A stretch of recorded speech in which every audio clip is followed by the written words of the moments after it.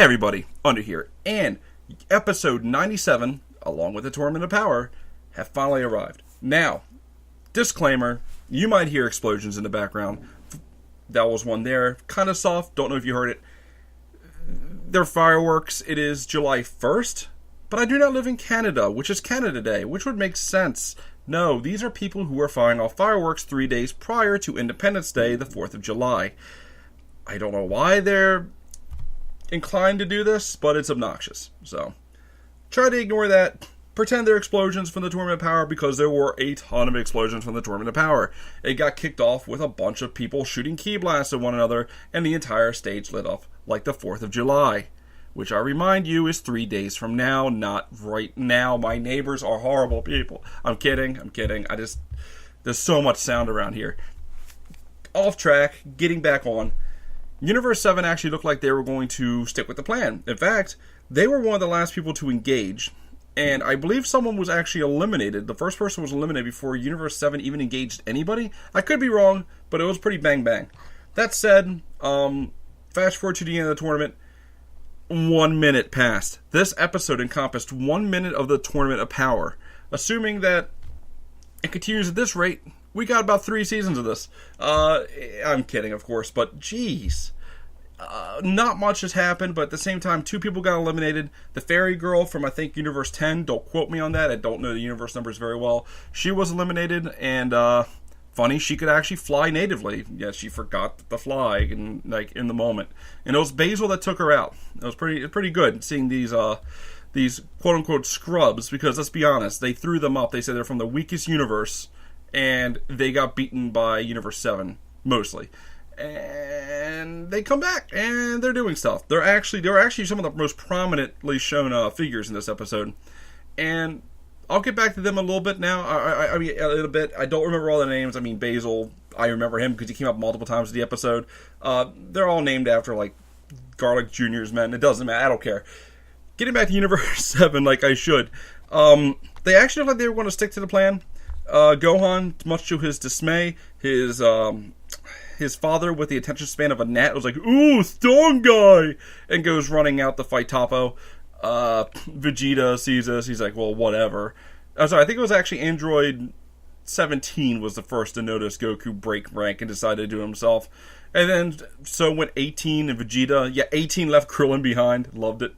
And Frieza actually, he actually looked like he was going to stick to the plan, but once it became obvious that the plan had sort of, like, crumbled, he actually told the rest of their crew, like, look, I'm going to go out. Like, unlike 17, 18, Vegeta, and Goku, he actually told the rest of his team what he was doing. So while he is kind of, like, not following the plan like everybody said he would do, he was following the plan until the plan fell apart. And then he even notified people. I mean, he seems to be playing, like, he's being a team player to the extent which is expected of him. So, that's pretty cool to see. It's actually cool to see Frieza being a stand-up guy. It's not going to last, we know that, but I like seeing it as it happens.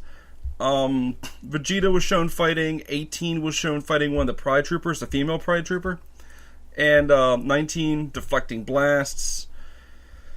What else? Frieza blasted somebody at point-blank range, but it really wasn't that big of a thing. The biggest confrontation there was really there, apart from Goku a little bit later, was a whole group, let's say, I'm going to guess around 6 people, including some of the doggos, decided to show up and be like, hey, what up, Universe 7? We're going to take you down. But Gohan's plan worked out to some extent. They counterattacked before, the initial attack landed, jumping in the air, led off by a solar flare from Ten Shinhan, which, should have, like, knocked down the defenses and everything. And then it was followed up by everybody's signature moves. I mean, what was it? Special beam cannon from Piccolo, a couple blasts from... Kienzan, of course, came from... I'm sorry if I'm mixing up the Japanese and English names. I just do it in my head. The Destructo Disc came from Krillin, Kamehameha from Roshi, and whoever else. I don't know. They just shot blasts down, hoping that they would take out the people that were attacking them. Turns out, didn't do anything. I think the Ki Koho might be a little bit more effective than some of the other attacks, but given Piccolo's, like, I don't know. I don't even know what this freaking special beam cannon was supposed to do. And the Kienzan, what was the point of those attacks? I still haven't figured that out, because you can't kill, and those are piercing attacks. Like, the special beam cannon actually pierces the enemy. I mean, sure, you can, like, hit him at the knee and blow off their leg. Krillin could do the same thing, chop off a bunch of people's legs. They'd bleed out. They would eventually die anyway. But, I don't know. It was just for show. It was just to show that everybody from Piccolo down is really too weak to even compete in this tournament. But I do like the strategy. I like the fact that the weaker characters from Universe 7 are sticking together. Because if they might not be able to counterattack effectively, but if they can turtle up and stay alive while everybody else is eliminated, they'll become a really good core cohesive group that can look after Vegeta and Goku's back, who can keep an eye on Frieza, see what he's up to. And there'll be good support later on if they can stay alive. And by stay alive, I'm not really being too sincere with that. I mean, we got shown what happens if you get knocked off. You get knocked off, you appear right next to your God of Destruction, Kai and Angel. So that's not that big of a deal. Going to people who got eliminated, though, the second person eliminated tried to ambush Goku with a bear hug, lift him up, and walk him off the stage. Now, I would have freaking loved it had that worked, right? Goku be arrogant, powers up at the end thinking he'll get away, and turns out nothing happens. That would be hilarious. I would love it if Goku was just eliminated like that, but no, of course not. At the very last second, he goes Super Saiyan Blue. The enemy falls off the stage. Goku climbs back up. Like, oh, is Goku eliminated? No, of course not. Of course he's not. But that would have been pretty funny had it happened. So yeah, we basically have non-team player Goku, Vegeta, 18 and 17, and Frieza actually, strangely enough, to a lesser extent. So I'm really happy to see what's going on so far. I'm glad none of the weaker Universe 7 people got eliminated like they were nothing. That'd be really, really lame. There's not really a lot to talk about in this episode. We saw some people's powers come to the forefront. Nothing spectacularly amazing. We did see, of course we saw this in the preview, that, what's his name, Godin? I forgot his name. It starts with a G. The guy who looks like a paperboy from Universe 4. He actually can take hits from Goku, and clearly was not eliminated in this way. So I thought that was kind of cool that, hey, this little boyish-looking kid, he's actually able to fight, and I like that. He's not just like some sort of subterfuge character who can't hold his own.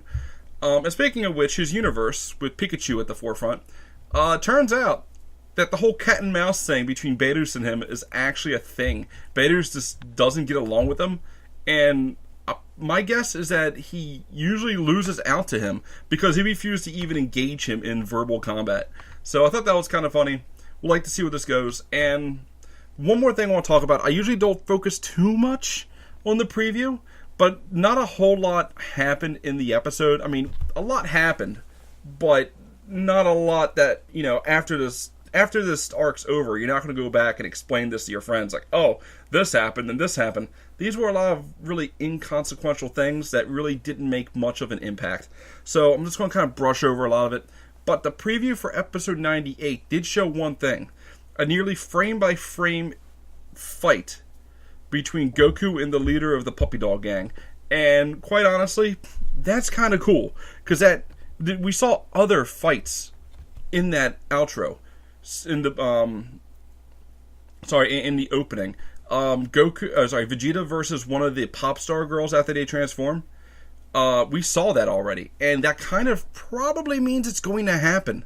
I mean, the fact that they pretty much ripped an actual fight straight from the opening sequence, or vice versa, kind of gives credence to the other segments in the opening. So expect a showdown between Vegeta and that girl at some point.